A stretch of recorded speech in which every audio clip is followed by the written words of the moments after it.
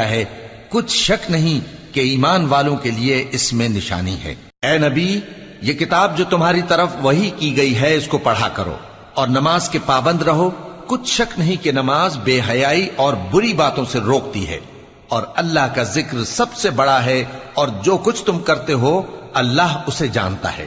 اور اہل کتاب سے بحث نہ کرو مگر ایسے طریق سے کہ نہایت اچھا ہو۔ ہاں، جو ان میں سے بے انصافی کریں ان کے ساتھ اسی طرح مجادلہ کرو، اور کہہ دو کہ جو کتاب ہم پر اتری اور جو کتابیں تم پر اتری ہم سب پر ایمان رکھتے ہیں، اور ہمارا اور تمہارا معبود ایک ہی ہے، اور ہم اسی کے فرما بردار ہیں۔ اور اسی طرح ہم نے تمہاری طرف کتاب اتاری ہے تو جن لوگوں کو ہم نے کتابیں دی تھیں وہ اس پر ایمان لے آتے ہیں، اور بعض ان مشرک لوگوں میں سے بھی اس پر ایمان لے آتے ہیں، اور ہماری آیتوں سے وہی انکار کرتے ہیں جو ہیں ہی کافر۔ اور تم اس سے پہلے کوئی کتاب نہیں پڑھتے تھے